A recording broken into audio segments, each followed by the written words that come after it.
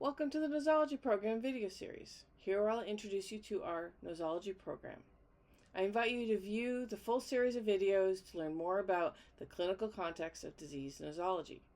I'm Lynn Schrimmel. I'm a professor at the University of Maryland School of Medicine, and along with my clinical colleagues listed here, have put together this program. We devised this program in order to provide our clinical trainees with a broader understanding of how diseases are named.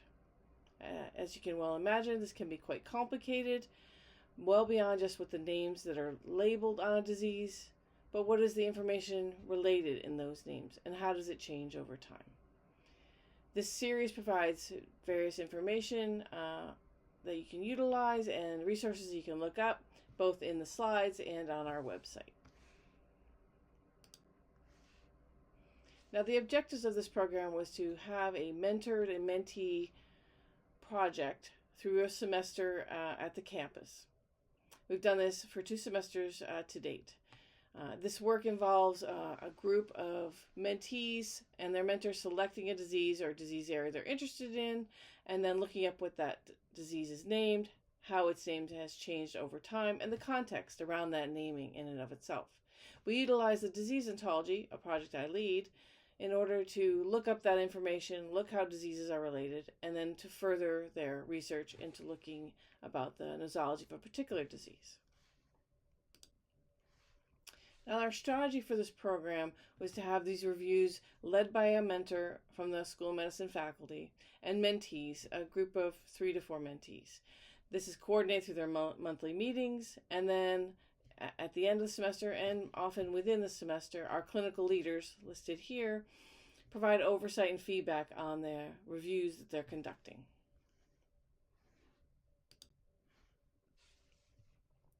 This is what we've asked of our mentor-mentee teams.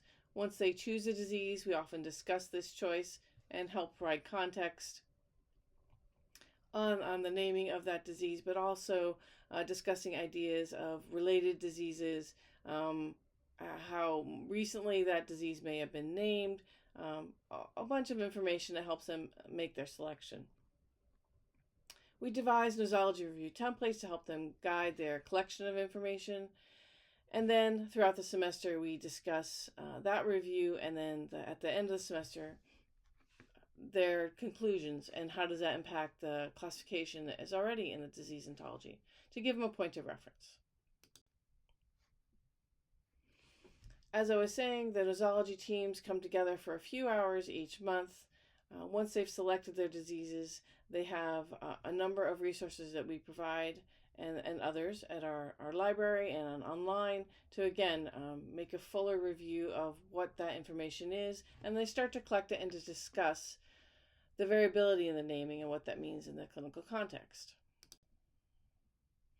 Now we'll begin with how diseases are named, bringing up the challenge that disease names can be reused. There can be variability in the nomenclature in different research groups, and as I was saying, the disease ontology is something that we've used as a tool in order to get our started in this review.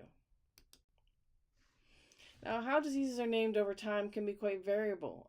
You can find things based on just lists, alphabetical lists or not, various categories depending on the point of view of who's putting those lists together.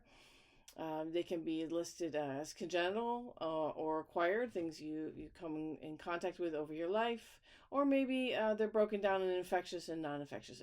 If you did some Google searching, you'd see there's lots of ways diseases have been organized. And the reason we put together the disease ontology in the first place is there was quite a lot of variability, and we want to have a unifying structure to look at diseases and their nosology, the cause of disease. So there's a lot of information out there, and this course is intended to provide some clarity and some guidance for looking at how diseases are named over time. Now we think about as well, how do you organize disease knowledge? And again, the cause of disease, this is the method we've chosen in our system, really trying to have a greater understanding of what are the underlying components to the cause of disease. We also look at complex diseases where there's various mechanistic views of disease, and all of this information together is our wheelhouse to allow us to get deeper insights into what diseases are and how they're named and how they're related to one another. Just a little bit of background on how diseases are named. You may have heard of some of these. An eponym is a type of disease name where it's named after usually a person or a place where that disease occurred. These are just some examples here. But that can cause some complications because over time, in this case, Edwards syndrome has been used more than once to label a condition that are two conditions in this case that are quite different. So that is why eponyms are often people discuss not necessarily the best way to name a disease, but it's part of the literature, it's part of clinical work. So it's just good to be aware of them and when they're used and understand where they came from. There are a number of eponym named diseases. That's quite a common practice in previous times. Still occasionally used as well. So it's just good to know where they come from. I think anytime with a disease to really understand its source and where it was named, how it was named is always important in the clinical context. Here's just a couple other examples of diseases that are in our system in disease ontology, how they've been named and things that are related to them. Now, this can cause challenges too when nomenclature, the names of diseases, how communities decide to name diseases, how that changes. And as you can well imagine, it's not a static system. It changes quite a bit over time. We gain new knowledge. And as that knowledge is evolving, we want to bring that information into clinical context. And there are many resources, here I'm showing you the WHO's classification, one of their classifications of pediatric tumors. And when these new names come out, you want to integrate them into any of the systems you have holding data that are related to the older names and really understand how they're related to one another. And that's one of the challenges of disease names. Now, the WHO and other groups have devised best practices for naming of diseases, and this is great in an ideal situation. And it is good that people are thinking about how diseases are named and how they're related to one another and what this may mean for our understanding of them. And so you can see there's quite a variability on this slide. Again, it's just really nice to know, and it's fruitful to know where diseases are named for or how, so you can really understand that context. COVID is a great example. The names for COVID changed quite a few times during its initial outbreak just a few years ago. This is another example for these lymphomas. Over the course of working on the disease ontology these last 20 years, I think we've encountered at least 3 revisions of these B-cell lymphomas and how they've changed. And again, this is just reflecting the evolving information we know from research and from clinical practice. And this all has to get integrated into the various systems so that we understand what is the most current concepts. But also realize when you're looking at a particular website or database that they may have a classification or nomenclature from a previous time. So it's good to really understand how this could evolve and to be on, thinking about, well, let's look up the most recent classification so you can see how knowledge has changed. Now, the disease ontology, we have many different projects involved where we are working with community members. Here I'm giving you an example of a group of work that we've been involved with for a number of years, looking at when new cancers are named, and this is the WHO's Blue Books. It's a publication series. It's online.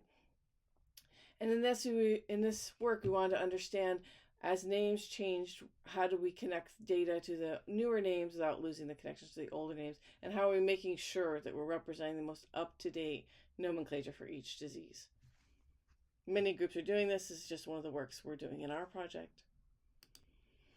There are many sources of nomenclature out there, and I think it's depending on your area of specialty. In the middle of the slide, I'm showing you the upper level structure of the disease ontology. This is something we devised back in the mid-2000s so that we had different etiology or cause categories for types of disease to really start to bring together how diseases are related to one another. And we use all sorts of sources, and this is an ongoing activity. Now, if you want to learn more about what a disease ontology is, we have a whole series of YouTube videos. There's a link here. You can find us in SlideShare as well, and Figshare, see our various presentations. But to get you started, an ontology is really a controlled vocabulary of terms, they call them classes, with definitions and other related information, think synonyms, right? Or link outs to other information like publications. It is a way for us to categorize the relationship between diseases and to understand how two diseases may have a similar symptom or phenotype, all because that information is cataloged basically within what we call an ontology. Now, the Human Disease Ontology, we have been together since 2003, so just over 20 years or so. What this resource does is it continually brings in new knowledge representing diseases in a hierarchy so you can understand when diseases are related to one another and when diseases share features based on this connectedness. Here on the right, I'm showing you one of our web pages, and when we're looking, in this case, it was COVID-19 with coronavirus, how the data is represented in a web interface. All of this information is open and fully public and available on multiple platforms. The resource itself is really a list of these upper level etiology hierarchies, as I mentioned before. It's utilized globally, has been utilized for several decades now. It provides that information for our clinicians on this project to look up the information as it was last reviewed and cataloged in this system to give a starting point for doing a nosology program. Just a little bit more about the disease ontology. We list all sorts of other types of information about diseases. We manually curate all of this information to connect information about a disease, not just the diseases and their names themselves, but all these other features of diseases to have more connectivity and understand across other systems how diseases are related to one another. Our hierarchical structure is built upon these many, a little over a dozen or so now, other biomedical ontologies that define things like phenotypes or symptoms or even cell types. There's many of them. We continue to bring them in because it helps us refine these features of disease in a very rigorous way. We also do what's called semantic inference. We have these axioms they're really phrases that allow us to describe how one disease is related to another, maybe through a shared commonality of an anatomy location. This gives us more capabilities to look at relationships between diseases. And if you visit our website, you can explore all this information. This is just one last slide to show you about the semantic aspect of it. The semantic aspect means the relationships, really. We define relationships between two diseases, say diseases of the immune system, and we want to know how they're related to one another, but we also want to understand how they're related across anatomy and symptoms, environmental or allergic triggers. The systems we put into place that this figure is showing you is really just how the connections are made when we define things on a particular disease, how we then relate information to other diseases. And I invite you to explore these. We have a number of tools that allow you to do so. Now, for the nosology program, if you go to our homepage of our website, under resources, you can see our nosology program webpage. This provides you all the links and resources I've mentioned and has links to the slides as well. These are just a few of the resources that we provide. We looked up various open source resources to allow our clinician researchers and our clinician trainees to look into information about particular diseases. I invite you to go check out those other presentations by our clinician team. I think you'll find them interesting, and as they look through various critical analyses of disease ontology in their areas of specialty. And thank you for your time.